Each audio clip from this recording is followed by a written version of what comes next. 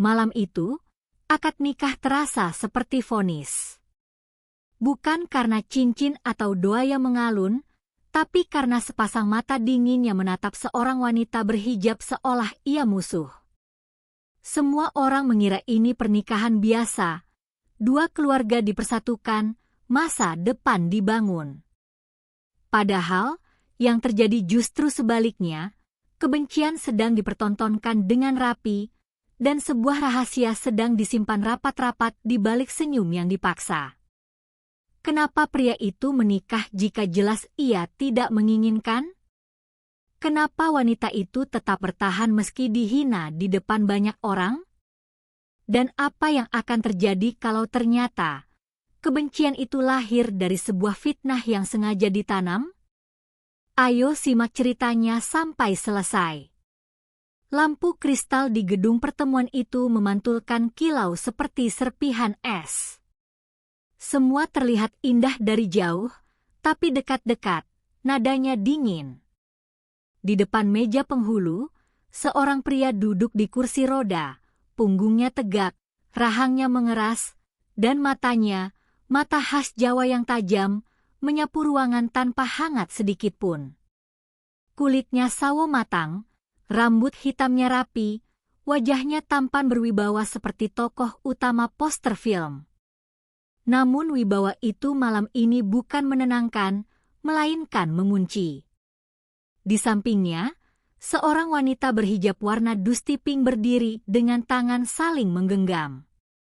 Wajahnya khas Sunda, kulit kuning langsat, alisnya lembut, tapi sorot matanya tidak lemah.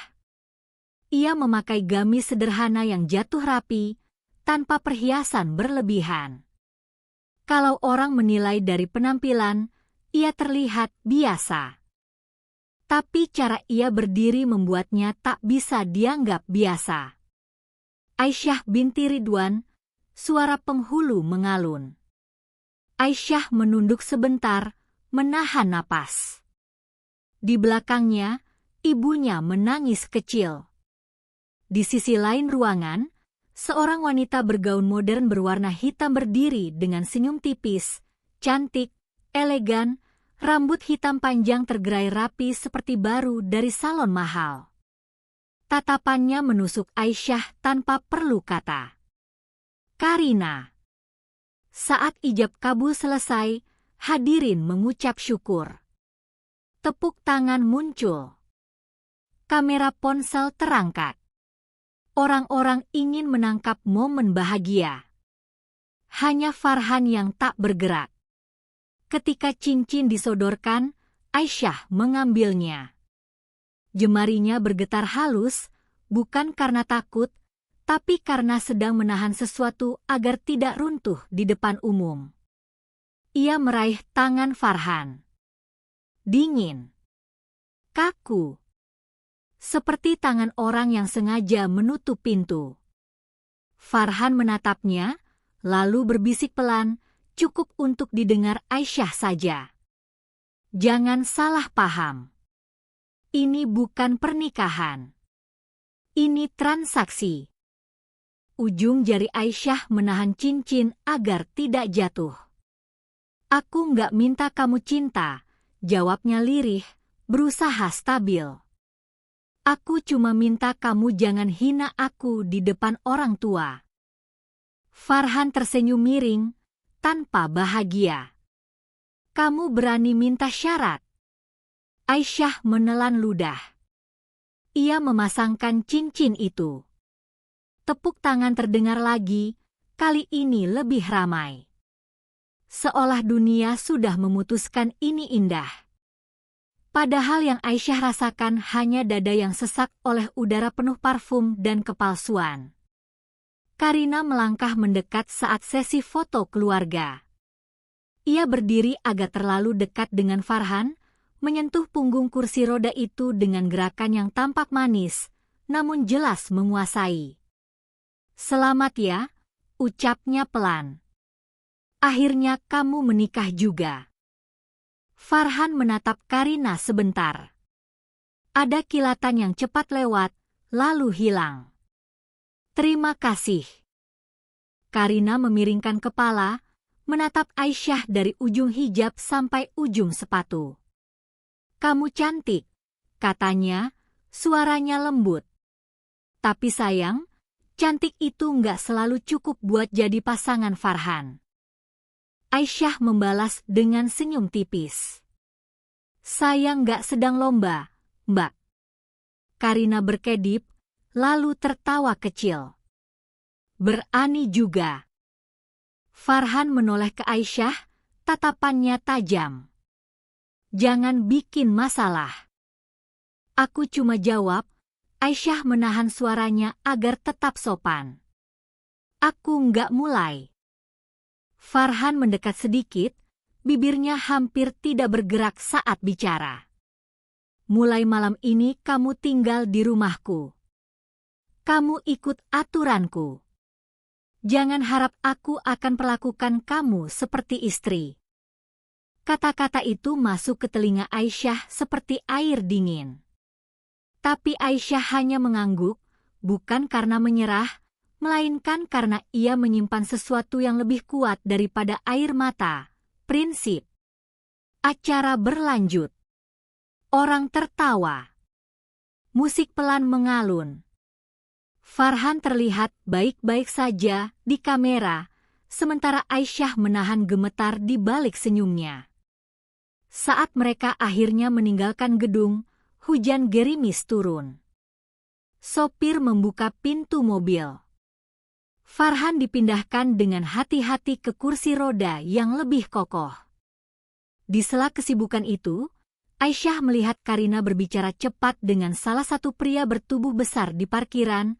Lalu pria itu mengangguk dan menatap Aisyah seperti menghafal wajah. Aisyah berpura-pura tidak melihat. Tapi jantungnya sudah mengetuk keras. Di dalam mobil, Farhan memandang keluar jendela.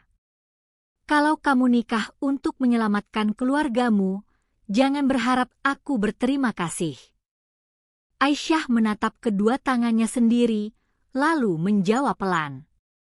"Aku nikah bukan untuk terima kasih. Aku nikah karena aku janji sama Allah, aku akan jalani yang sudah aku pilih dengan benar." Farhan tertawa hambar. "Kamu pakai agama untuk menguatkan diri."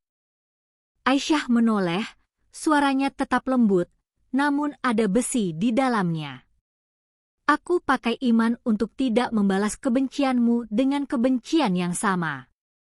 Mobil melaju menembus gerimis. Di kaca, lampu kota memanjang seperti garis-garis nasib. Aisyah memejamkan mata sebentar. Lalu ponselnya bergetar. Pesan dari nomor tak dikenal masuk singkat, membuat darahnya turun ke kaki. "Kalau kamu masih sayang keluargamu, jangan percaya suamimu. Dia tidak seperti yang kamu kira." Rumah itu besar, terlalu besar untuk terasa hangat. Halamannya luas, pagar besi tinggi, dan lampu taman menyala putih dingin seperti menyorot siapapun yang masuk.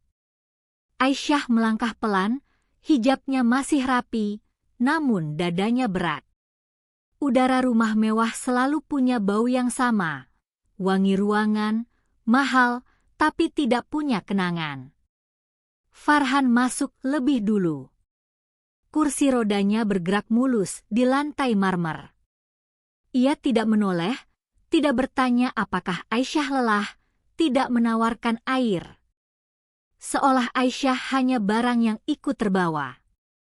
"Aku tidur di kamar utama," ucap Farhan datar.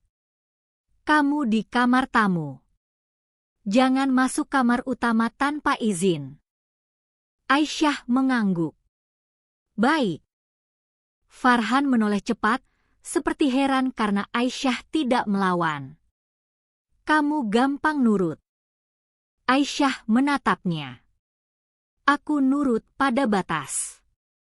Aku nggak nurut pada penghinaan." Kalimat itu membuat Farhan diam sekejap. Lalu ia memalingkan wajah. "Kita lihat sampai kapan." Aisyah masuk kamar tamu. Kamar itu rapi seperti hotel, sprei putih, lemari besar, kamar mandi wangi. Tapi Aisyah merasa asing. Ia duduk di tepi kasur, menatap ponselnya yang masih menyimpan pesan ancaman tadi. Ia mencoba menelepon ibunya, memastikan keluarganya baik-baik saja. Ibunya menjawab dengan suara lelah tapi hangat. "Ibu baik, Nak. Kamu gimana?" "Farhan baik." Aisyah menahan napas, memaksa suaranya stabil.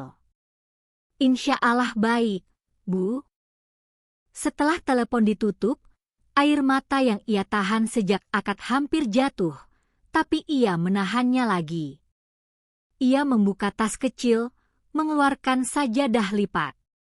Ia sholat 2 rakaat, bukan untuk meminta hidupnya mudah, tapi untuk meminta hatinya tidak hilang.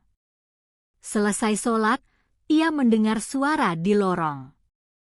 Suara roda kursi berdecit halus, lalu berhenti tepat di depan pintu kamarnya. Aisyah membeku. Ketukan pelan. "Buka." Aisyah berdiri, membuka pintu sedikit. Farhan menatapnya dari kursi roda, wajahnya datar. "Besok kamu ikut aku ke rumah sakit." Aisyah mengernyit. "Rumah sakit? Kamu sakit?" Farhan mengangkat bahu. "Kontrol. Tapi kamu harus ikut. Biar orang lihat aku punya istri." Aisyah menahan kata-kata pahit. "Kamu butuh aku sebagai pajangan?" Farhan menatap tajam. "Kamu butuh aku untuk apa? Jangan sok suci. Kita sama-sama butuh." Aisyah menelan ludah. Ia teringat ayahnya yang sakit-sakitan, biaya yang menumpuk, dan surat perjanjian yang membuatnya harus menerima pernikahan ini. Ia tidak menyangkal. Tapi menerima bukan berarti mengizinkan dirinya diinjak. "Aku akan ikut," kata Aisyah pelan. "Tapi jangan perlakukan aku seperti benda." Farhan tersenyum tipis. "Kalau kamu tidak mau diperlakukan seperti benda, jangan bertingkah seperti orang yang datang demi sesuatu." Farhan berbalik, roda kursinya bergerak menjauh. Namun sebelum ia benar-benar pergi, Aisyah mendengar suara lain, suara langkah kaki. Bukan roda. Langkah pelan, seperti seseorang berdiri sebentar, lalu kembali ke kursi. Aisyah membeku. Ia menahan napas. Baru beberapa detik, tapi cukup membuat pikirannya berputar. Bukankah Farhan seharusnya tidak bisa berdiri? Pagi tadi saat akad, ia melihat cara orang-orang memindahkannya. Terlalu rapi. Terlalu terlatih. Seolah semuanya sudah disiapkan bukan karena keadaan, tapi karena skenario. Aisyah menutup pintu pelan, punggungnya bersandar pada kayu pintu. Di dalam dadanya, muncul rasa yang lebih tajam dari takut, rasa curiga. Ponselnya bergetar lagi. Nomor tak dikenal yang sama. Kalau kamu ingin selamat, cari tahu kenapa Farhan di kursi roda. Tapi jangan sampai Karina tahu kamu mulai curiga. Aisyah menatap layar sampai matanya panas. Di luar kamar, terdengar suara pintu kamar utama dikunci dari dalam. Dan Aisyah baru sadar, malam pertamanya sebagai istri bukan awal cinta, melainkan awal misteri yang bisa menghancurkan atau menyelamatkan hidupnya. Pagi pertama sebagai istri tidak datang dengan rasa tenang. Cahaya matahari masuk lewat tirai tipis kamar tamu, membentuk garis-garis terang di lantai marmer. Aisyah sudah bangun sejak azan subuh. Ia duduk di sajadahnya lebih lama dari biasanya, berusaha menenangkan dada yang sejak semalam tak benar-benar istirahat. Rumah itu sunyi. Tidak ada suara televisi, tidak ada obrolan hangat.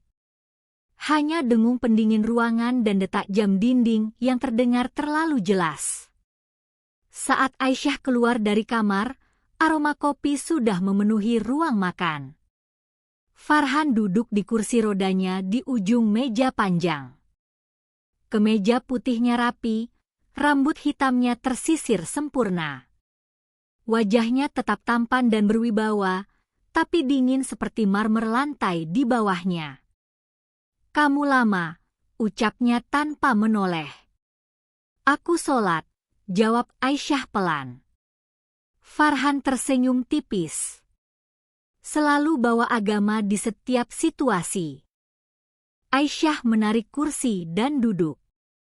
Bukan untuk pamer. Untuk bertahan. Farhan akhirnya menoleh. Tatapan mata coklat gelapnya tajam, seperti ingin menembus pikiran Aisyah. "Kamu terlalu tenang untuk orang yang baru menikah dengan pria yang membencinya." "Aku nggak menikah untuk dibenci," jawab Aisyah lembut, "tapi aku juga nggak bisa memaksa kamu berubah hari ini." Keheningan menggantung. Farhan meminum kopinya, lalu berkata, "Jam 9 kita berangkat." Perjalanan ke rumah sakit berlangsung tanpa percakapan berarti. Di dalam mobil, Farhan terlihat seperti pria biasa, percaya diri, elegan. Hanya kursi roda yang membedakannya dari pria lain seusianya. Di lobi rumah sakit swasta itu, beberapa orang menyapa Farhan dengan hormat. "Pak Farhan, pagi." Ia mengangguk ringan, wibawanya tetap utuh. Aisyah berjalan di sampingnya, memperhatikan detail kecil, cara Farhan menggerakkan tangannya saat berpindah kursi, cara otot lengannya terlihat kuat ketika membantu memindahkan tubuhnya. Terlalu kuat untuk seseorang yang benar-benar tak bisa berdiri? Di ruang tunggu, seorang wanita dengan gaun krem modern melangkah cepat menghampiri. Rambut hitamnya tergerai rapi, wajahnya cantik dengan riasan sempurna. "Karina, aku dengar kamu kontrol hari ini," ucapnya manis. Farhan menoleh, ekspresinya sedikit berubah, tidak selembut saat bersama Aisyah, tapi tidak sekeras biasanya. "Kamu nggak perlu datang." Karina tertawa kecil. "Aku cuma khawatir." Tatapan Karina bergeser ke Aisyah. "Istrinya ikut? Bagus. Biar tahu kondisi suaminya." Aisyah membalas dengan senyum sopan. "Saya memang perlu tahu." Karina menatapnya lebih lama dari yang seharusnya. "Semoga kamu siap dengan kenyataan." Kalimat itu seperti jarum halus. Saat Farhan masuk ke ruang pemeriksaan bersama dokter, Aisyah duduk sendiri di bangku tunggu. Karina ikut duduk di sebelahnya tanpa diminta. "Kamu tahu nggak, Farhan itu dulu atlet," ucap Karina santai. Aisyah menoleh. "Atlet? Basket? Cedera parah 5 tahun lalu. Sejak itu hidupnya berubah. Dia benci dikasihani." Karina menatap Aisyah dengan sorot tajam. "Dan dia paling benci orang yang mendekat karena kasihan." Aisyah mengangguk pelan. "Aku nggak datang karena kasihan." Karina tersenyum miring. "Semua orang bilang begitu di awal." Pintu ruang dokter terbuka. Seorang perawat keluar sambil membawa berkas. Tanpa sengaja, map itu terjatuh di dekat kaki Aisyah. Aisyah refleks mengambilnya. Di lembar atas tertulis, "Evaluasi neurologis, respons motorik stabil." Aisyah tidak sengaja melihat catatan kecil di bawahnya, "Kemampuan berdiri dengan alat bantu, positif." Terapi lanjutan ditunda atas permintaan pasien. Aisyah membeku. Farhan keluar beberapa detik kemudian. Wajahnya datar, seperti biasa. Karina berdiri dan menyentuh lengannya sebentar. Semoga cepat membaik. Dalam perjalanan pulang, Aisyah terdiam lebih lama. Ia memikirkan catatan dokter itu. Kemampuan berdiri, positif? Lalu mengapa Farhan tidak pernah berdiri? Setibanya di rumah, Farhan langsung menuju kamar utama. Aisyah berdiri di lorong, menatap pintu yang tertutup. Beberapa menit kemudian, suara sesuatu terjatuh terdengar dari dalam. Aisyah spontan mendekat. Ia hampir mengetuk, tapi suara lain menghentikannya. Suara langkah. Langkah kaki yang jelas, mantap, bukan suara kursi roda. Aisyah menahan napas. Jantungnya berdentum keras di telinga sendiri. Lalu terdengar bunyi kursi roda kembali digerakkan, seolah sesuatu sedang diposisikan. Pintu kamar terbuka mendadak. Farhan sudah duduk kembali di kursi rodanya, wajahnya dingin. "Kamu nguping?" tanyanya tajam. Aisyah menatapnya, kali ini tanpa pura-pura polos. "Aku cuma mau tanya, kenapa kamu nggak berdiri, kalau kamu sebenarnya bisa?" Mata Farhan menyala. Dan untuk pertama kalinya, kebencian di matanya bercampur dengan sesuatu yang lain. Ketakutan. Ruangan itu terasa lebih sempit meski sebenarnya luas. Farhan memandangi Aisyah tanpa berkedip. Tatapannya tajam, tapi ada retakan tipis yang baru pertama kali terlihat. "Kamu salah dengar," ucapnya dingin.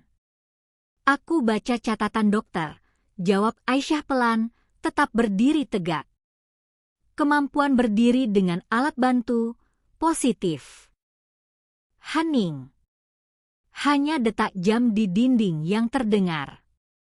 Farhan mendorong kursi rodanya sedikit menjauh. "Kamu pikir kamu pintar?" "Aku nggak mau pintar," jawab Aisyah lembut. "Aku cuma mau jujur." Farhan tertawa hambar. "Jujur? Dunia nggak pernah jujur sama aku." Aisyah menatapnya lebih dalam. "Itu alasan kamu bohong." Farhan menegang. Tangannya menggenggam sandaran kursi begitu kuat sampai buku-buku jarinya memutih. "Aku lumpuh," ucapnya pelan. "Setidaknya itu yang orang lihat. Itu yang membuat orang berhenti menuntutku jadi sempurna. Dan itu juga yang bikin orang kasihan," balas Aisyah. "Termasuk aku." Farhan mengangkat wajahnya cepat. "Aku nggak butuh kasihan kamu." "Aku nggak kasihan." Suara Aisyah tetap lembut, tapi kali ini tegas. "Aku marah. Karena kamu memilih hidup dalam kebohongan." Farhan terdiam. Untuk beberapa detik, tidak ada yang bicara. Lalu, tanpa aba-aba, Farhan berdiri. Pelan. Ragu. Tapi jelas berdiri. Aisyah tidak terkejut secara berlebihan. Ia hanya memandang, seolah potongan puzzle yang selama ini hilang akhirnya menemukan tempatnya. Farhan berdiri beberapa detik, lalu kembali duduk. Napasnya sedikit berat, bukan karena tidak mampu, tapi karena keputusan itu lebih berat daripada gerakan kakinya. "Kamu puas?" tanyanya pelan. Aisyah menggeleng. "Aku sedih." Farhan menatapnya, bingung. "Aku sedih karena kamu memilih pura-pura lemah, padahal kamu kuat. Kamu memilih jadi korban, padahal kamu masih bisa berdiri." Kata-kata itu tidak keras, tapi menghantam. Farhan menoleh ke jendela. Cahaya sore masuk, membentuk bayangan panjang di lantai. Kalau aku berdiri, banyak yang berubah. Apa? Tanya Aisyah. Farhan tidak langsung menjawab. Lalu ia berkata pelan, warisan. Aisyah mengernyit. Selama aku dianggap lumpuh permanen, hak pengelolaan perusahaan keluarga dipegang sementara oleh Wali, lanjut Farhan. Dan Wali itu, paman Karina. Aisyah membeku. Kalau aku sembuh total, Farhan melanjutkan, hak itu kembali ke aku. Dan beberapa orang kehilangan kendali. Aisyah teringat tatapan Karina di parkiran, pria bertubuh besar yang berbicara dengannya, dan pesan misterius di ponselnya. Jadi kamu pura-pura untuk mengamati? Tanya Aisyah pelan. Farhan menatapnya, sorot matanya kini berbeda, bukan lagi hanya kebencian, tapi beban. Aku pura-pura untuk bertahan. Dan aku nggak bisa percaya siapapun. Aisyah menelan ludah. Termasuk aku. Farhan tidak menjawab. Ponsel Farhan tiba-tiba bergetar. Nama yang muncul di layar, Karina. Farhan menatap layar itu beberapa detik sebelum mengangkat. Ya, suaranya kembali dingin. Dari jarak dekat, Aisyah bisa mendengar samar suara Karina yang terdengar tegang, kita perlu bicara. Sekarang. Ada yang tahu. Farhan memandang Aisyah tanpa ekspresi. Dan Aisyah tahu, sejak ia mengetahui rahasia ini, ia bukan lagi istri transaksi. Ia sudah menjadi bagian dari permainan yang jauh lebih besar. Dan permainan itu baru saja memasuki babak yang lebih berbahaya.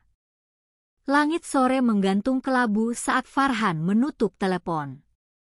Wajahnya kembali membeku, seolah rahasia yang baru saja ia buka pada Aisyah kini harus dikunci rapat lagi. Aku harus pergi, ucapnya singkat.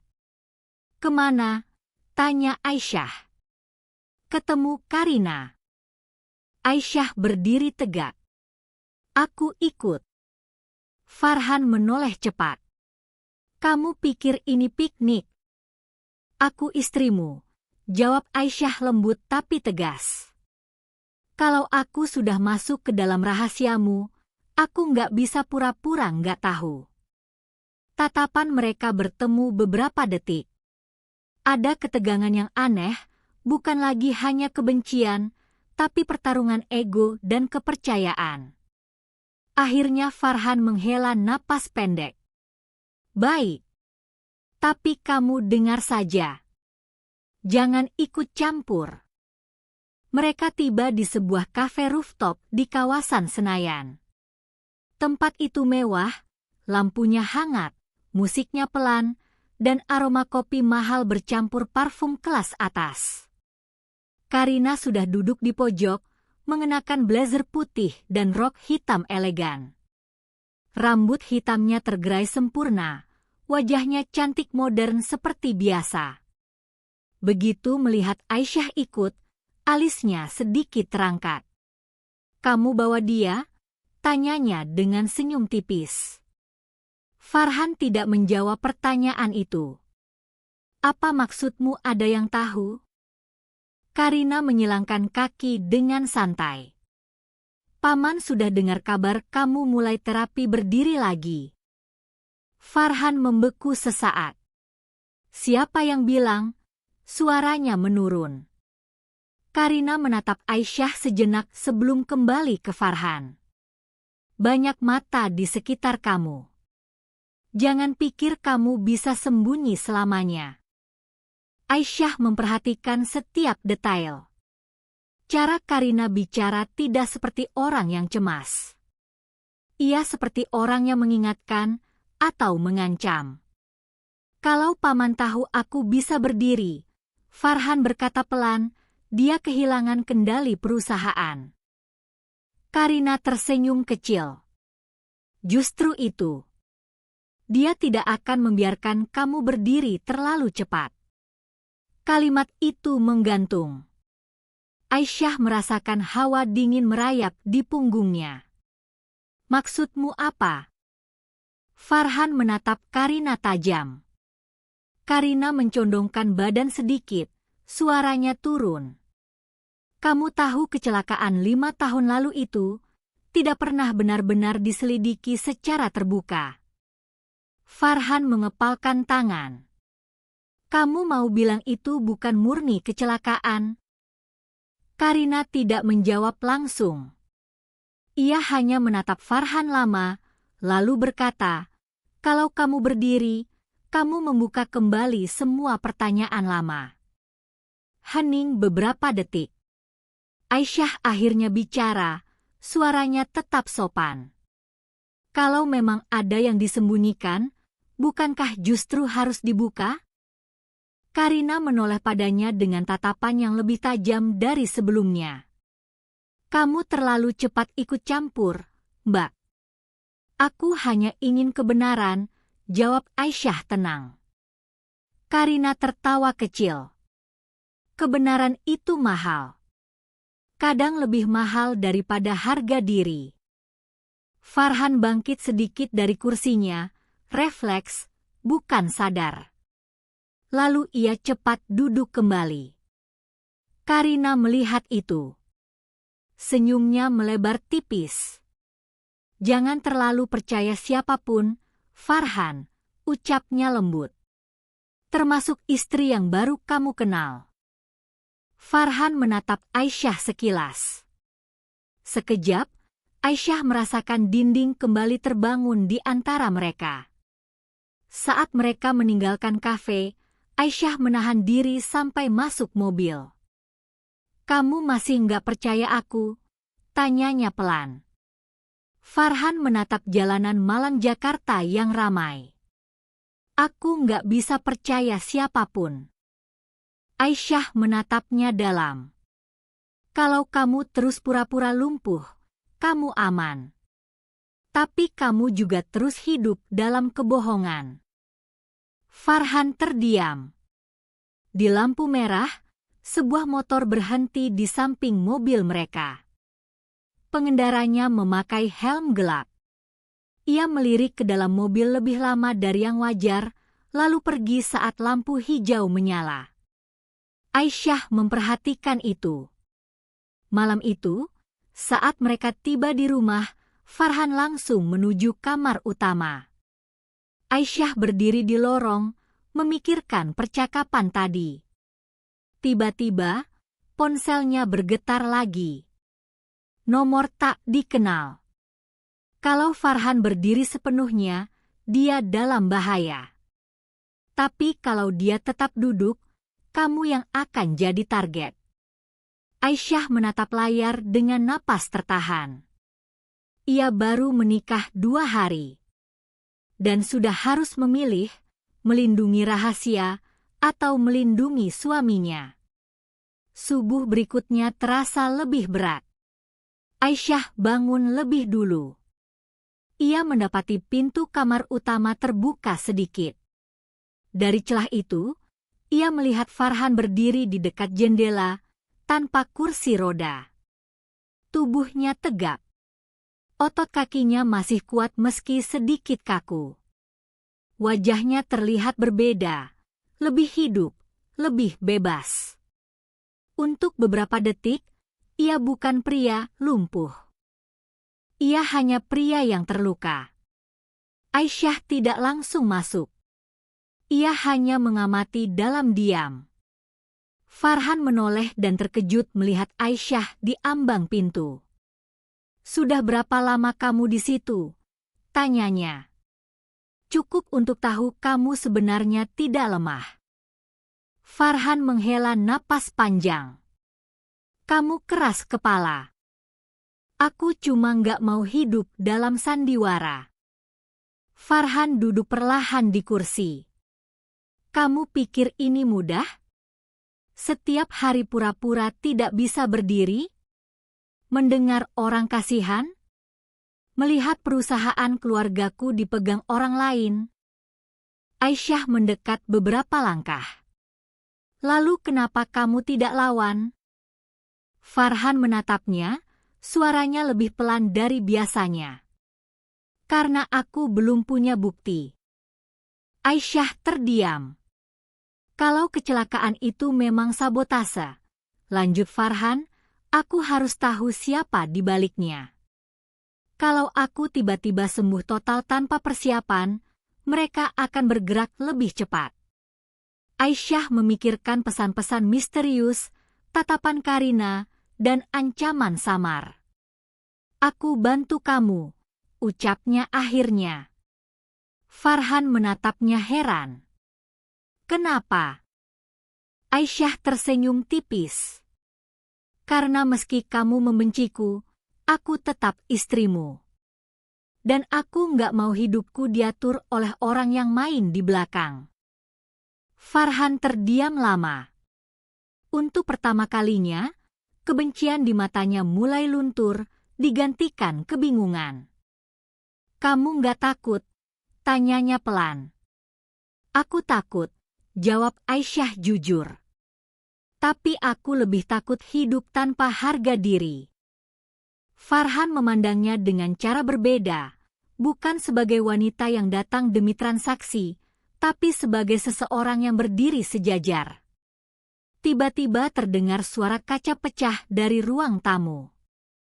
Mereka berdua terkejut. Farhan refleks berdiri sepenuhnya, tanpa kursi roda, dan berjalan cepat menuju sumber suara. Aisyah membeku sesaat. Itu pertama kalinya ia melihat Farhan berjalan tanpa ragu. Di ruang tamu, jendela samping pecah. Sebuah batu tergeletak di lantai. Di sekelilingnya ada kertas terikat. Farhan mengambil kertas itu. Tulisan tangan kasar tertera di sana. Kalau kamu ingin tetap bisa berdiri, jangan sentuh masa lalu. Aisyah menatap Farhan. Dan Farhan tahu, sejak batu itu dilempar, ia tidak lagi punya pilihan untuk tetap duduk. Angin malam Jakarta menerobos masuk melalui kaca jendela yang pecah, membawa bau aspal basah dan debu. Pecahan kaca berserakan di atas karpet tebal, memantulkan cahaya lampu ruang tamu seperti serpihan es yang tajam. Farhan masih berdiri tegak, napasnya memburu, matanya terpaku pada gulungan kertas berisi ancaman itu. Untuk pertama kalinya di hadapan Aisyah, ia tidak berusaha menyembunyikan kekuatannya. Otot-otot kakinya menegang, menopang tubuhnya dengan sempurna. Aisyah melangkah pelan mendekati suaminya. Ia tidak menjerit atau panik. Dengan tenang, ia mengambil kertas itu dari tangan Farhan yang terkepal keras. Matanya membaca deretan huruf kasar itu. Mereka tahu, suara Farhan terdengar serak, dipenuhi amarah yang tertahan. Mereka tahu aku mulai mencurigai semuanya. Ini artinya kamu sudah melangkah ke arah yang benar, jawab Aisyah lembut. Ia menatap mata Farhan. Orang yang merasa aman tidak akan repot-repot melempar batu di tengah malam. Mereka panik. Farhan menatap Aisyah dengan sorot mata yang sulit diartikan. Ada kekaguman yang tersembunyi di balik dinginnya tatapan itu. Kamu tidak takut? Takut? Aisyah menghela napas, mengambil sapu kecil dari sudut ruangan dan mulai membersihkan pecahan kaca. Tapi kalau kita mundur sekarang, pecahan kaca ini tidak akan pernah berhenti berjatuhan di rumah kita. Malam itu, Farhan tidak kembali ke kursi rodanya. Ia berjalan menyusuri lorong menuju ruang kerjanya, langkahnya sedikit kaku namun penuh determinasi. Aisyah mengikutinya, membawa 2 cangkir teh hangat kamomil yang baru saja diseduhnya. Di dalam ruang kerja, Farhan membuka sebuah brankas baja yang tersembunyi di balik lukisan besar. Ia mengeluarkan sebuah map kulit berwarna coklat tua dan meletakkannya di atas meja kerja. Berkas itu berisi laporan kepolisian dari 5 tahun lalu, tragedi kecelakaan yang merenggut fungsi kakinya dan nyaris merenggut nyawanya. Rem mobilku blong saat aku turun dari jalur pegunungan di puncak. Farhan memulai cerita, suaranya mengalun datar di tengah kesunyian ruangan. Polisi menyimpulkan itu kecelakaan tunggal karena kurangnya perawatan kendaraan. Tapi aku tahu persis, mobil itu baru saja keluar dari bengkel resmi 2 hari sebelumnya. Aisyah duduk di kursi seberang meja, mendengarkan dengan saksama. Lalu kenapa kamu tidak menuntut penyelidikan ulang saat itu? Karena saat aku siuman di rumah sakit, aku menyadari satu hal yang lebih mengerikan dari kecelakaan itu sendiri. Farhan menatap lurus ke depan, rahangnya kembali mengeras. Semua orang di sekitarku, termasuk Paman Arman, bergerak terlalu cepat. Dalam waktu kurang dari seminggu sejak aku koma, mereka sudah mengalihkan hak kelola perusahaan dengan alasan aku cacat permanen. Mereka tidak peduli aku hidup atau mati, mereka hanya peduli pada kursi direktur utama. Dan Karina, tanya Aisyah hati-hati. Farhan terdiam sebentar. Karina adalah orang yang paling sering menjengukku. Dia yang paling keras menangis. Dulu, aku pikir dia tulus. Tapi belakangan, setiap kali aku menyinggung soal keanehan mobilku, dia selalu menjadi orang pertama yang memintaku untuk mengikhlaskan.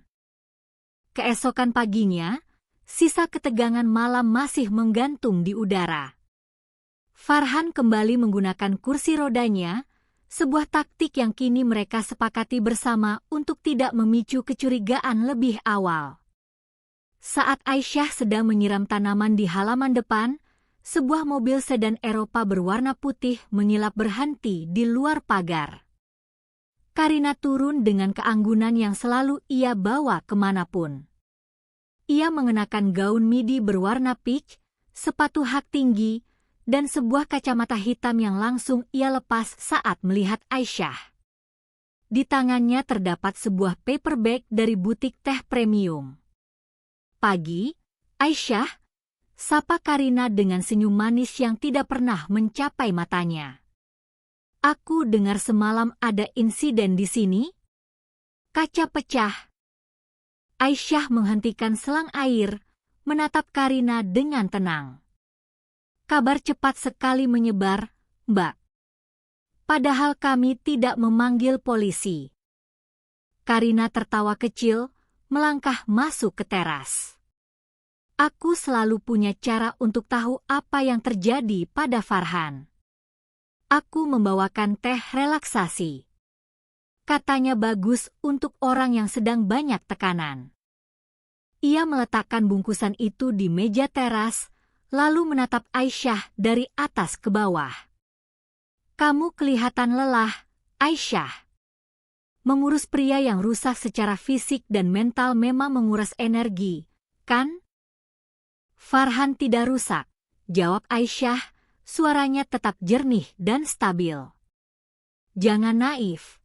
Karina melangkah lebih dekat, suaranya merendah menjadi bisikan yang mematikan.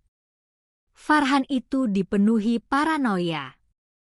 Dia membenci keluarganya sendiri. Dia membenci dirinya sendiri. Dan cepat atau lambat, dia akan menghancurkanmu juga. Kamu perempuan baik-baik dari keluarga biasa. Ambil saja apa yang bisa kamu ambil dari pernikahannya, lalu pergilah sebelum kamu ikut hancur bersamanya. Aisyah tidak membuang muka. Ia menatap tepat ke dalam mata Karina yang dipenuhi ambisi. Rusak itu soal hati, Mbak Karina. Bukan soal fisik atau paranoia. Seseorang jauh lebih hancur ketika ia harus memakai topeng kebaikan hanya untuk mengendalikan orang lain. Wajah Karina seketika kaku. Senyum manipulatifnya memudar.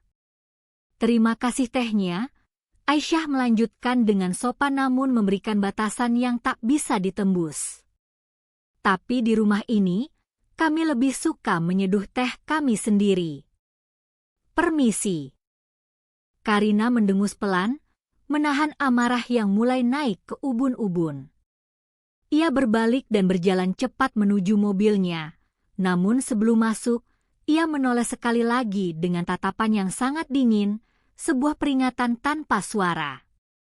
Siang harinya, pesan dari nomor anonim itu kembali masuk ke ponsel Aisyah.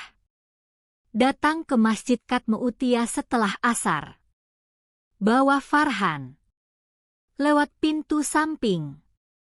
Jangan bawa sopir pribadi. Aisyah menunjukkan pesan itu pada Farhan. Tanpa banyak bicara, Farhan memesan taksi daring. Ia mengenakan topi dan masker, duduk di kursi roda yang didorong oleh Aisyah. Kota Jakarta terasa lebih terik dari biasanya. Suara klakson bersahutan menyamarkan ketegangan yang merayap di dada mereka. Di pelataran masjid yang teduh, di bawah pohon rindang, seorang pria paruh baya mengenakan kemeja batik pudar sedang duduk membaca buku. Saat Aisyah dan Farhan mendekat, pria itu menoleh. Farhan langsung mengenalinya. Dia adalah Pak Yanto, mantan kepala keamanan gedung kantor keluarga Farhan yang dipecat secara sepihak tepat 1 minggu setelah kecelakaan itu. Bapak yang mengirim pesan? Tanya Farhan pelan, memastikan tidak ada yang menguping. Pak Yanto mengangguk, raut wajahnya menyiratkan kelelahan masa lalu. Saya tidak berani menghubungi Anda langsung, Pak Farhan. Paman Anda menyadap semua komunikasi Anda sejak Anda di rumah sakit. Tapi saya melihat istri Anda saat akad. Dia terlihat tidak bisa dibeli. Jadi saya mencoba lewat dia.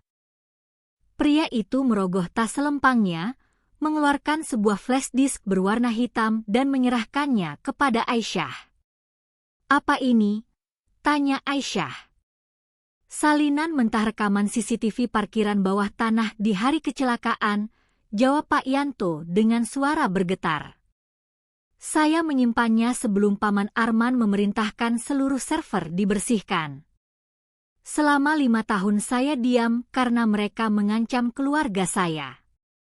Tapi melihat Anda mulai berdiri lagi, Pak Farhan, saya tahu waktunya sudah tiba. Anda harus melawan. Tangan Farhan mengepal kuat saat menerima flash disk itu dari Aisyah. Terima kasih, Pak Yanto. Anda sudah mengambil risiko besar. Berhati-hatilah, Pak, pesan Pak Yanto sebelum beranjak pergi. Ada orang lain yang tahu saya menyimpan salinan ini. Mereka mulai melacak saya. Kalian tidak punya banyak waktu sebelum mereka menyadari flash disk ini ada di tangan kalian. Perjalanan pulang terasa seperti membelah medan perang yang tak kasat mata.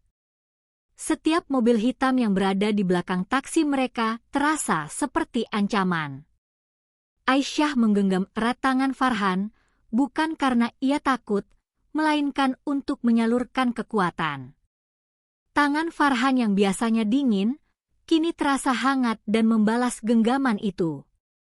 Sebuah ikatan tanpa kata mulai terbangun kokoh di antara mereka.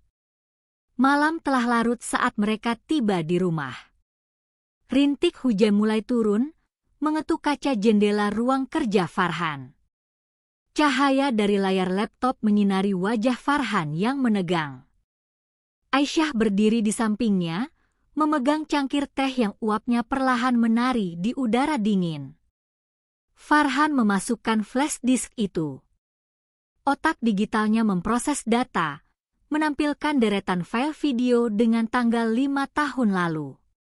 Tangannya sedikit gemetar saat mengklik file utama. Layar menampilkan rekaman hitam putih dari kamera sudut parkiran VIP. Mobil sport milik Farhan terparkir di sana. Waktu menunjukkan pukul 5 pagi, beberapa jam sebelum Farhan berangkat menuju puncak. Lorong parkir tampak sepi. Lalu, sebuah sosok muncul dari balik pilar beton. Sosok itu mengenakan topi baseball dan masker, berjalan mengendap-endap mendekati mobil Farhan. Farhan mencondongkan tubuhnya ke depan, matanya memicing. Sosok itu membuka kap mesin mobil dengan sebuah kunci master, kunci yang hanya dimiliki oleh orang-orang terdekat Farhan. Selama beberapa menit, sosok itu melakukan sesuatu di area mesin, sebelum akhirnya menutupnya kembali dengan pelan. Saat sosok itu berbalik untuk pergi, cahaya lampu dari mobil patroli keamanan yang lewat sekilas menyinari wajahnya. Masker itu sedikit melorot. Napas Farhan berhenti. Darahnya seakan membeku. Di layar itu, wajah cantik yang selama ini selalu memberinya senyuman paling manis, wajah yang selalu menasihatinya untuk mengikhlaskan masa lalu, terpampang dengan sangat jelas. Karina. Farhan memundurkan kursi rodanya dengan kasar hingga menabrak rak buku di belakangnya. Ia menutupi wajahnya dengan kedua tangan, bahunya bergetar hebat. Pria yang selama ini terlihat seperti benteng baja yang tak tertembus itu akhirnya runtuh. Pengkhianatan itu terlalu dalam. Karina bukan sekadar duri, ia adalah belati yang ditusukkan tepat di jantungnya oleh orang yang sangat ia percayai. Semuanya bohong, bisik Farhan parau, suaranya pecah oleh keputusasaan. Semua simpati, semua air mata yang dia tunjukkan, semuanya palsu. Aku hidup di tengah monster, Aisyah. Aku dikelilingi oleh orang-orang yang ingin aku mati. Aisyah segera meletakkan cangkir tehnya di atas meja.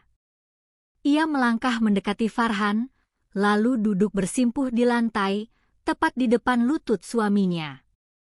Ia tidak mencoba menyentuh atau memeluknya dengan tergesa-gesa. Ia membiarkan pria itu meresapi rasa sakitnya sejenak. Farhan, panggil Aisyah lembut. Nada suaranya seperti embun pagi yang menenangkan. Farhan membuka tangannya, menatap Aisyah dengan mata memerah. Untuk apa aku berdiri, Aisyah? Untuk siapa aku melawan? Keluargaku sendiri yang mencoba membunuhku. Kamu berdiri untuk dirimu sendiri, jawab Aisyah tegas, matanya menatap lurus menembus keraguan suaminya. Mereka yang merusak kendaraanmu, mereka yang memanipulasi posisimu. Dosa itu milik mereka, bukan milikmu. Jangan biarkan pengkhianatan mereka membuatmu merasa dirimu tidak berharga. Aisyah meletakkan kedua tangannya di atas tangan Farhan yang bertumpu pada lutut. Kamu dihina dan dibuang bukan karena kamu lemah, tapi karena mereka takut pada kekuatanmu. Kebencian mereka lahir dari rasa iri, Mas. Dan kamu tidak perlu menjawab kebencian itu dengan keputusasaan. Panggilan, Mas, itu meluncur begitu saja, menggetarkan ruang hampa di dada Farhan. Selama ini, pernikahan mereka diawali dengan kebencian dan syarat-syarat transaksi yang dingin.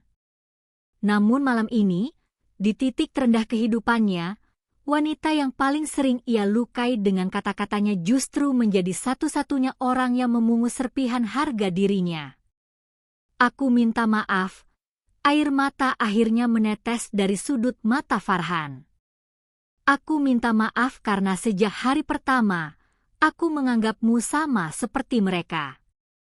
Aku mengira kamu hanya wanita yang dibeli pamanku untuk memata-mataiku. Aku sudah memaafkanmu sebelum kamu memintanya. Aisyah tersenyum tulus. Sekarang, hapus air matamu. Bukti sudah ada di tangan kita. Apa langkahmu selanjutnya? Farhan menarik napas panjang. Ia mengusap wajahnya, dan saat ia menatap layar laptop kembali, sorot matanya tidak lagi memancarkan keputusasaan, melainkan ketegasan seorang pemimpin yang telah menemukan kembali arahnya. "Lusa ada rapat umum pemegang saham luar biasa," ucap Farhan, suaranya kembali berat dan berwibawa. "Paman Arman akan meminta pengesahan agar status walinya diubah menjadi pemegang kendali permanen atas nama perusahaan. Jika itu terjadi, aku akan kehilangan segalanya secara hukum. Maka kita harus menghentikannya," timpal Aisyah mantap. "Kita akan datang ke sana." Farhan berdiri dari kursi rodanya. Kali ini gerakannya jauh lebih stabil. Ia menatap kakinya sendiri, lalu menatap Aisyah. "Aku tidak akan datang dengan benda ini lagi. Aku akan berjalan masuk ke ruangan itu, dengan bukti ini, dan denganmu di sampingku." Malam itu dihabiskan untuk merencanakan segalanya dengan matang. Farhan menghubungi pengacara lamanya, mengirimkan salinan digital bukti tersebut ke server aman, dan mempersiapkan setiap argumen hukum. Aisyah mendampinginya, memastikan Farhan makan dan beristirahat, menjadi pilar yang menjaga agar emosi suaminya tidak menguasai logika. Keesokan harinya adalah hari terakhir sebelum pertempuran besar. Waktu berjalan terasa sangat lambat. Langit Jakarta kembali mendung, seolah alam pun tahu ada ketegangan yang sedang memuncak. Namun, ketenangan mereka tidak berlangsung lama. Menjelang tengah malam, saat Aisyah sedang membereskan meja makan, terdengar suara deru mesin mobil yang berhenti mendadak di depan rumah mereka. Lampu sorot yang sangat terang menembus celah gorden, menyilaukan ruangan. Farhan segera berdiri, mengisyaratkan Aisyah untuk mundur. Ia melangkah mendekati jendela dengan hati-hati dan mengintip keluar. Sebuah mobil SUV hitam tanpa plat nomor terparkir tepat di depan pagar. Suara langkah sepatu bot yang berat terdengar menghantam paving block. Bayangan di balik gerbang itu tidak bergerak, hanya berdiri seperti patok yang sengaja ditancapkan untuk membuat jantung orang lain ragu. Lampu mobil menyapu pagar, membuat besi-besi hitam berkilau basah, membawa ancaman nyata bahwa musuh mereka tidak akan membiarkan fajar esok hari datang dengan mudah. Bayangan di balik gerbang itu tidak bergerak, hanya berdiri seperti patok yang sengaja ditancapkan untuk membuat jantung orang lain ragu. Lampu mobil menyapu pagar, membuat besi-besi hitam berkilau basah. Aisyah menahan napas. Farhan berdiri di sampingnya, tegak, tanpa kursi roda, dan untuk sesaat Aisyah melihat betapa berbahayanya keputusan berdiri di dunia yang selama ini menguntungkan orang-orang yang ingin dia tetap duduk. Farhan melangkah pelan mendekati pintu depan. Ia tidak membuka gerbang. Ia hanya berdiri cukup dekat agar suaranya terdengar. "Mau apa?" ucapnya datar.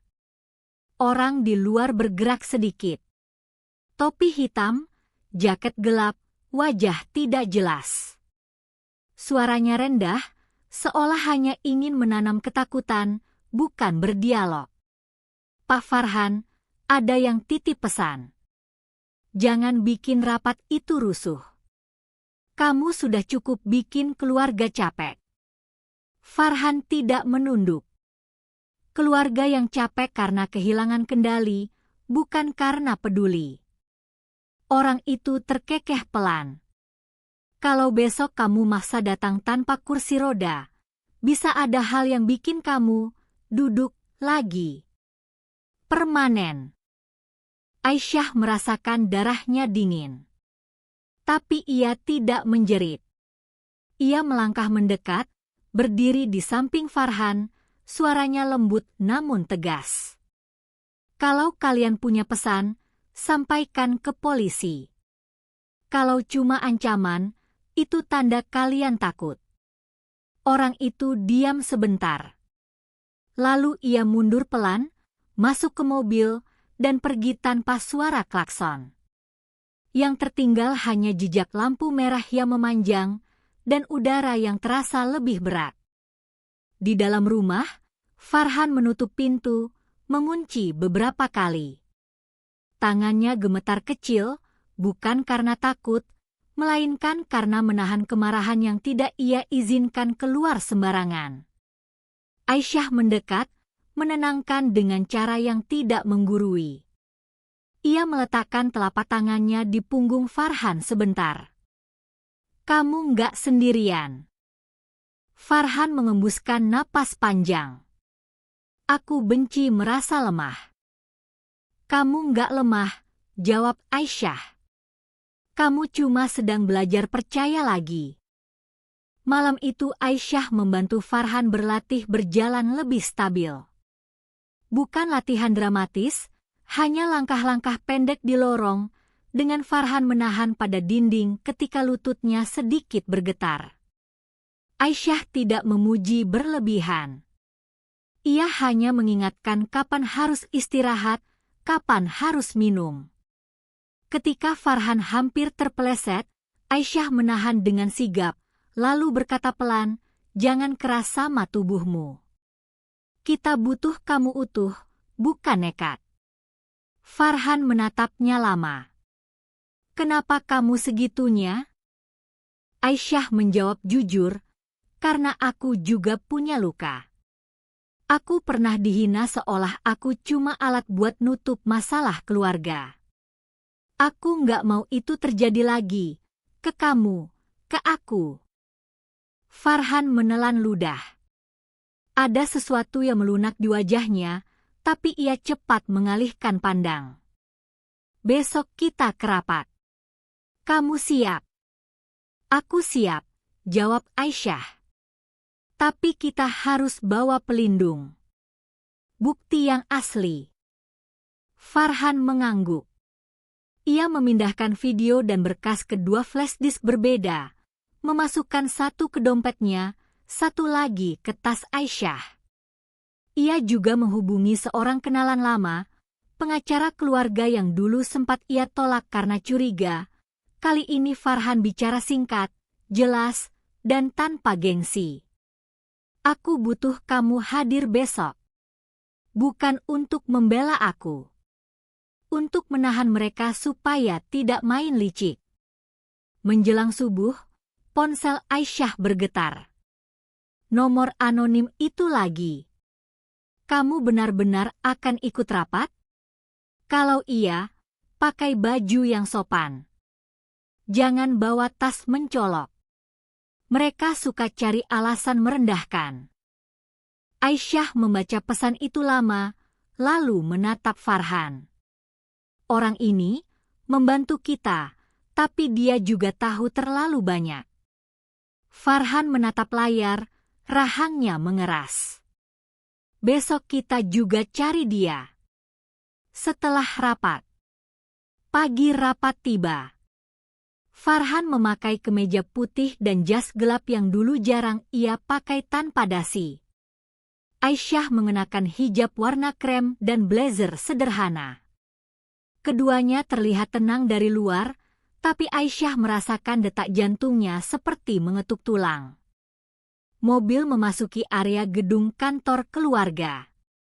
Satpam menyapa dengan hormat, lalu membeku saat melihat Farhan turun dari mobil, berdiri penuh, menutup pintu sendiri, melangkah tanpa bantuan. Beberapa kepala menoleh. Ada yang terpaku. Ada yang buru-buru mengambil ponsel, tapi menahan karena takut. Farhan melangkah menuju pintu masuk. Aisyah mengikutinya, tepat di samping, bukan di belakang. Di lobi, Karina sudah menunggu. Gaun navy modern, rambut hitam tergerai, senyum tipis yang nyaris sempurna. Di belakangnya, Paman Arman berdiri seperti patung kuasa, setelan jas, tatapan dingin, dan wibawa yang biasa membuat orang menunduk. Karina menatap Farhan dari ujung sepatu sampai mata, lalu tersenyum. "Kamu berdiri." Farhan tidak membalas senyum. Aku datang untuk ambil kembali yang ditahan. Paman Arman melangkah maju, suaranya berat. Kalau kamu bikin malu keluarga di rapat, kamu menyesal. Farhan menjawab pelan, aku sudah terlalu lama menyesal karena percaya. Pintu ruang rapat terbuka. Udara di dalamnya dingin, meja panjang mengilap, dan kursi-kursi direksi menunggu seperti singgasana. Farhan melangkah masuk tanpa kursi roda. Dan semua orang di ruangan itu baru saja kehilangan sandiwara yang selama ini mereka pegang. Ruangan rapat itu sunyi beberapa detik yang terasa seperti satu abad. Para direksi menatap Farhan dengan mata membesar, sebagian syok, sebagian mencoba cepat menyusun wajah netral. Ada yang menelan ludah, ada yang pura-pura membaca berkas. Kamera CCTV di sudut ruangan berdengung pelan, seolah ikut menyaksikan. Karina menutup pintu rapat perlahan, lalu mengambil posisi di sisi Paman Arman. Ia masih tersenyum, tapi senyum itu tidak lagi sepenuhnya stabil. Ini mengejutkan, ucap Karina, lembut. Tapi kita semua tentu senang kamu membaik. Farhan duduk di kursi rapat biasa. Ia tidak memilih kursi kepala. Itu justru membuat banyak orang makin tegang. Pria yang benar-benar ingin pamer akan duduk di singgasana. Farhan duduk di tempat biasa, seolah berkata, aku tidak datang untuk pamer, aku datang untuk merapikan. Aisyah duduk di sampingnya. Ia membuka map tipis berisi salinan berkas, menyiapkan jika dibutuhkan. Tatapannya tenang, tapi matanya tajam, stabilitas yang menahan Farhan agar tidak terbakar emosi. Paman Arman berdeham. Farhan, sebelum kamu bicara macam-macam, ingat. Status pengelolaan perusahaan masih di bawah wali karena kondisi kesehatanmu yang tercatat. Farhan menatap paman itu. Tercatat oleh siapa? Oleh orang yang mengatur catatannya? Karina tertawa kecil, seolah menenangkan suasana. Farhan, jangan bikin tuduhan liar. Kamu baru pulih, mungkin emosimu belum. Aku bawa bukti. Potong Farhan, datar. Suara itu tidak keras, tapi membuat ruangan mengencang. Paman Arman menatap tajam. Bukti apa? Farhan menoleh ke Aisyah. Aisyah mengangguk pelan, lalu meletakkan flash disk di meja, gerakan sederhana, tapi seperti menjatuhkan batu besar ke air tenang. Rekaman CCTV parkiran hari kecelakaanku, ucap Farhan. Dan log asli yang menunjukkan ada yang menyentuh mobilku sebelum aku keluar. Karina membeku sepersekian detik. Cepat ia menutupnya dengan senyum. Rekaman bisa diedit.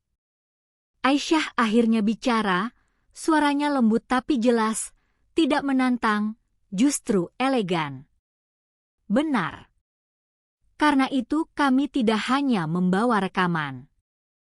Kami membawa sumber aslinya, lengkap dengan metadata dan keterangan ahli. Pintu rapat diketuk. Seorang pria masuk, membawa laptop dan map tebal. Wajahnya khas Betawi, kulit sawo matang, berkacamata, rautnya tenang. Pengacara kenalan Farhan. Di belakangnya menyusul seorang teknisi forensik digital, berbaju rapi, membawa hard drive.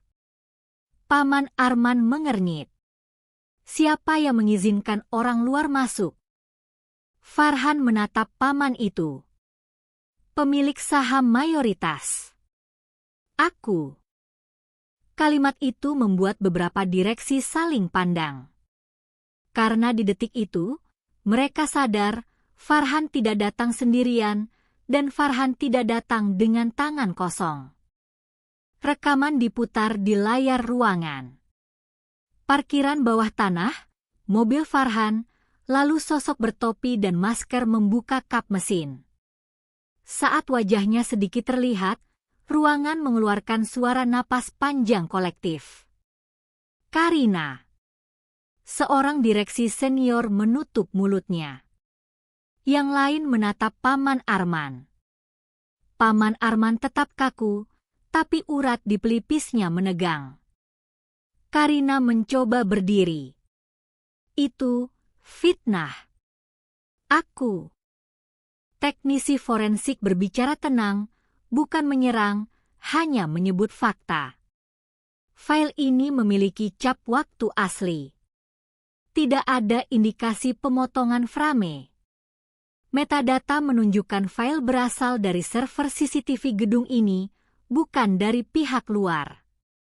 Aisyah menatap Karina, bukan dengan hinaan, melainkan dengan ketegasan. Kalau kamu merasa difitnah, laporkan. Tapi jangan minta kami diam saat bukti bicara.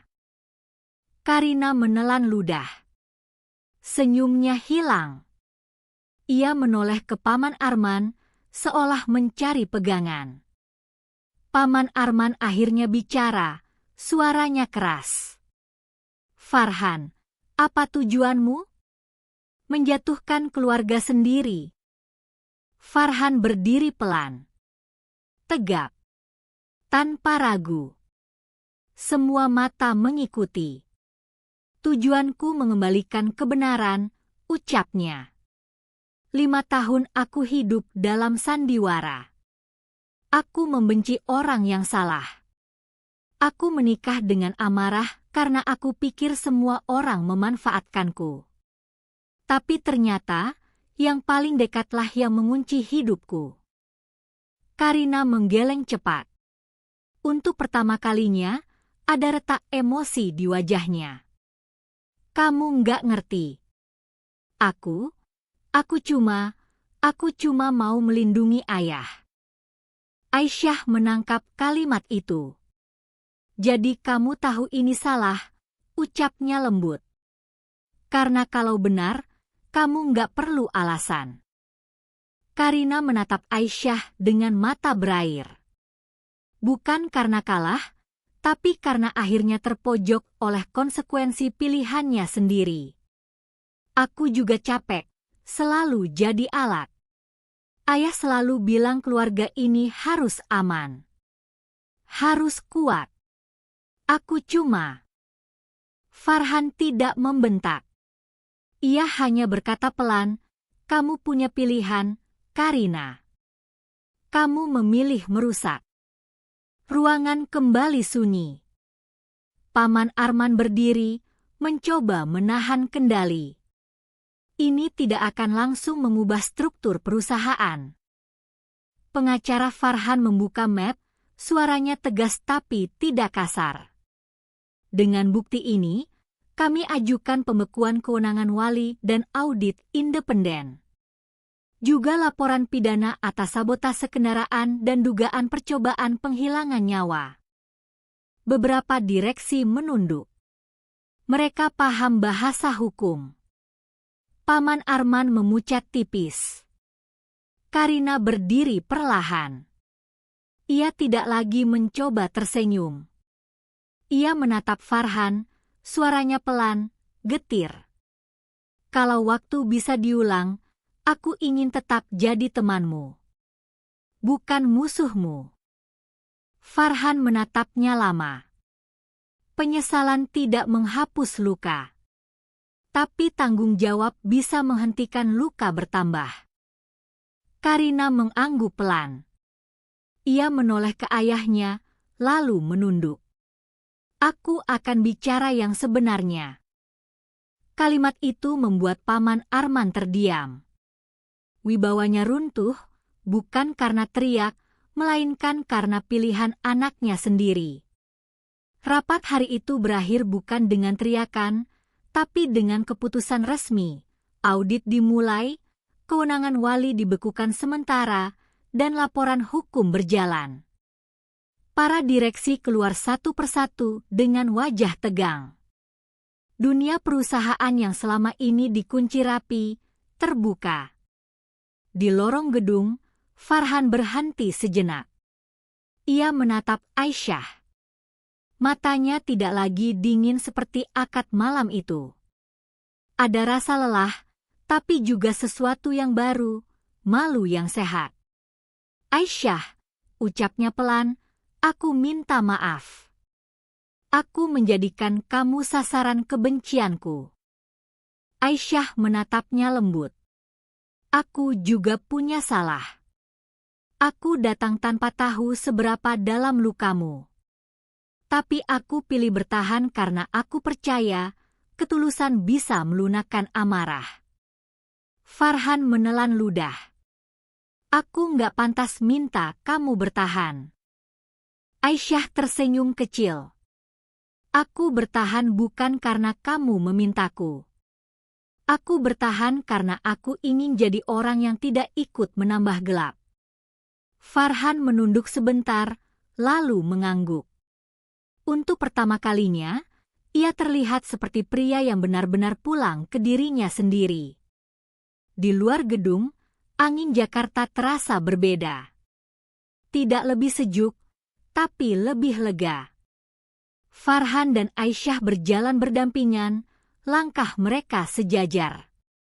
Dan di kejauhan, Karina berdiri sendirian, menatap jendela gedung yang memantulkan wajahnya, cantik, elegan, tapi akhirnya lelah. Ia tidak dihukum karena penampilannya, melainkan karena pilihannya. Ia menarik napas panjang, seperti orang yang baru sadar kemenangan yang ia kejar ternyata tidak pernah benar-benar membuatnya tenang. Sementara Aisyah menatap Farhan sekali lagi, lalu berbisik pelan, seperti doa yang jatuh menjadi keputusan. Kalau cinta dimulai dari kebencian, biarlah ia berakhir dengan ketulusan. Dan Farhan menjawab tanpa drama, hanya jujur, aku akan belajar mencintaimu dengan cara yang benar.